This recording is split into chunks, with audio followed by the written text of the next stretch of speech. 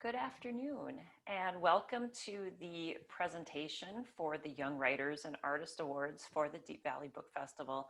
I hope that you've been having a great time at the festival so far, and I thank you for joining us today for the recognition of the young writers and artists who entered the competition this year. Before I get to the photos, we'll be showing photos of the winners with their certificates. I just want to tell you a little bit about the competition and basically why we do it as part of the book festival. So we've done this competition for the past several years. It's really important to us on the committee for the Deep Valley Book Festival that if we're going to have an event that recognizes authors and readers, that we also wanted to do something for youth as well who are interested in creating words or creating pictures. It's really a way to honor their creativity. It's a way to encourage their creativity. I think we can all recognize that young people are just inherently creative. They love to write, they love to draw, they love to do kind of these creative explorations. And sometimes as they get older, that creativity gets taken up by other things. And maybe that creativity isn't as encouraged as it could be or as it should be. So we wanted to come in and really be a place where here's just another way that students can have their creativity recognized and have a chance to be the creative people that they are. And we really hope that as students get older, that they will remember what it's like to be creative, and that this is something that will always be a part of their lives in some form or fashion.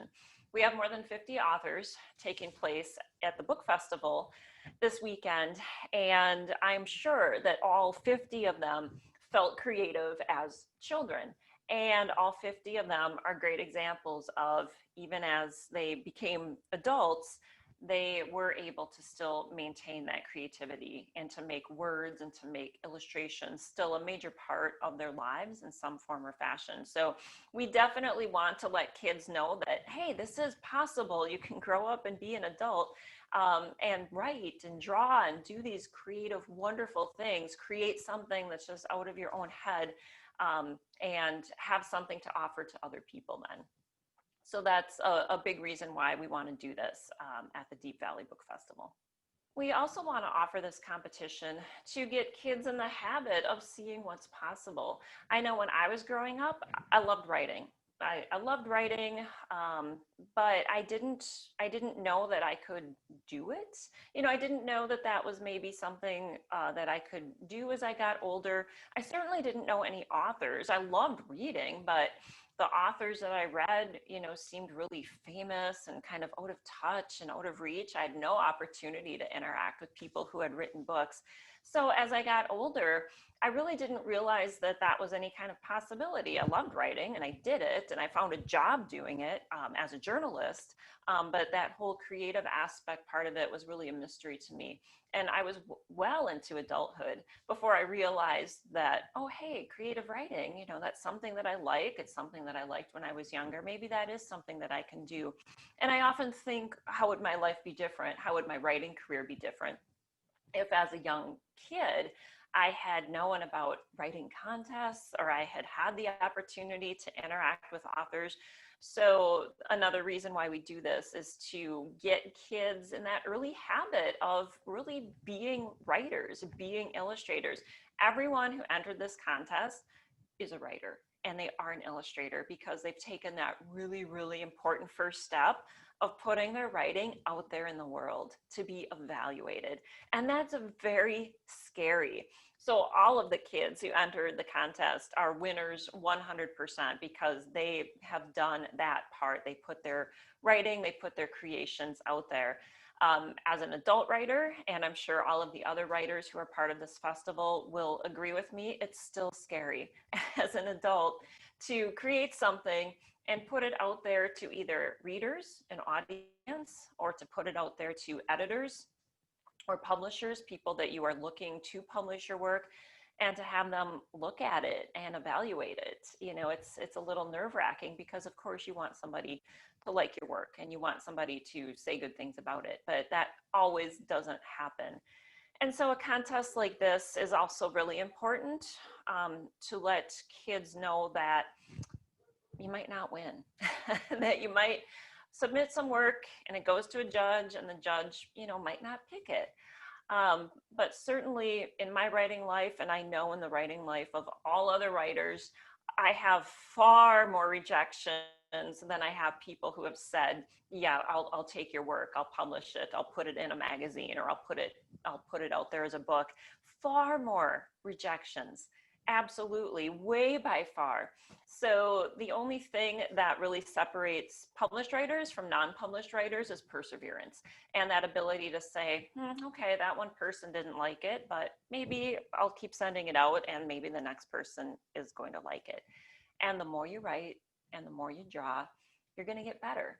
And so the better you get, and then you submit things to contests or to editors, your odds are going to improve over time because you're working on your craft. So rejection is part of the game, and perseverance is a huge part of the game. So you just have to keep getting your work out there, and eventually somebody will take it. And I'll let you in on a little secret. Only one person has to take it. Only one person has to say, yeah, I like this a lot. I'll publish it. I'll publish it in my magazine. Or, yeah, I want to publish this as a book for you. You just need one person. So it doesn't matter if 100 people before that has said no thanks. You just need that one person to say that they'll take it. And the only way to get that one person is to keep sending work out there. So just a little bit more about our contest this year. For the writing contest in particular, our theme was forgiveness.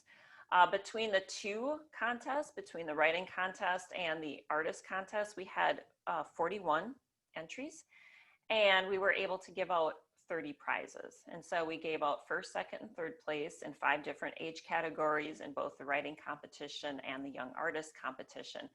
We are so grateful to our donors and our sponsors who are able to give us money that we can turn around and give out to these kids. We feel that it's really important for winners to not only get a certificate, but also to have some acknowledgement in the form of a little bit of cash to say, hey, you've done a really good job. And we hope that that continues to motivate all of those who placed. So our donors and our sponsors are very important. We thank them so much. I want to give particular thanks to the Prairie Lakes Regional Arts Council, who had given us a grant to do this festival, and part of that grant money does go to the Young Writers and Artists competition. We're always looking for more donors. This festival is completely free. All of us who put on the festival are volunteers, and so we act like a nonprofit. Any money that comes in goes right back into the festival. So if you are interested in opportunities to help support us so we can continue to do this every year, so we continue to have the Young Writers and Artists contest, so we continue to have the Fall Book Festival, just check the website and you can have some more information about those kind of opportunities. I want to also thank our judges. So we had a set of judges for the writing contest and a set of judges for the artist contest. The judges for the writing contest, myself, and Kirsten Cron-Mills, who is a young adult author of many books who lives in North Mankato, and Melanie Cashin, who has a graduate degree, a Master's of Fine Arts degree in creative writing from Minnesota State University, Mankato, and she's an academic advisor at Carleton College. On the artist side, the Arts Center of St. Peter was of particular help to us, so we really thank them for their support. Ann Rosenquist-Fee, the executive director of the Arts Center, helped to judge the artist entries, along with Megan Theis, who is a board member for the Arts Center, and John Paul, who is a professor of scene design at Minnesota State University, Mankato. So thank you to the judges who lent their expertise in words and lent their expertise in art to help judge this contest. Last but not least, I want to thank all of the participants. We would not even have this to show you today if not for you. If we didn't have young people enter this contest, then there would be no way for it to succeed. So thank you so much for your entries. And I hope that all of you who haven't aged out, 17 is our upper age limit, but I hope all of you who would be able to return next year and maybe be in a different age category, that you would consider entering the contest again next year. And along with that, I want to thank all the parents. I know the parents play a very big role in this, in getting the entries in the mail, helping to take care of the awards and the certificates once they were mailed back, and getting pictures to me so we could have this slideshow, and for supporting your kids, for encouraging their creativity. And I hope that that's something that you will continue to encourage, and as they get older, and to not see it as a kid thing, but to see it as something that's really part of your kid. They love to do this. And so if there's a way to keep that encouragement going throughout the years, that would really be fantastic. I have to say that putting this show together, putting this video together, it's a little different, because if we were in person, we would be able to hand out these awards in person. And so it's lovely to see the students' excitement when they get their awards. But I got all of the pictures sent to me. I had parents send me the pictures that you're about to see through email or through text. And the words that accompanied these pictures was just really heartwarming. A lot of parents said how excited their kids were, that they were just thrilled to pieces that they got an award. The pictures themselves, like so many just huge smiles. Like, I just loved it. I have to say that this Young Writers and Artists competition, it's really my favorite part of the festival, because there's a lot of excitement and a lot of enthusiasm there. So thank you to all of you who entered, and the parents for that support. Next year's contest will be announced sometime early next summer. So just keep an eye on the Deep Valley Book Festival website, deepvalleybookfestival.com, for more information there. Also like our Facebook page, where we're Deep Valley Book Festival on Facebook, and we'd have announcements there as well when next year's contest opens. So tell everybody that all the young people in your life, we love tons of entries. We love lots of entries. So we would love to see some great participation next year as well. So thank you for listening to these words, and I hope you enjoy seeing all the faces, all the smiling faces. Trust me, they are great. They're really fun to see. And I hope you have time this afternoon to take part in the rest of the book festival. Following this presentation, we have a panel that is geared toward young readers, people who are writing books for young readers. So I hope that you or some of the students who entered this contest, I think you might find that panel particularly fun to listen to.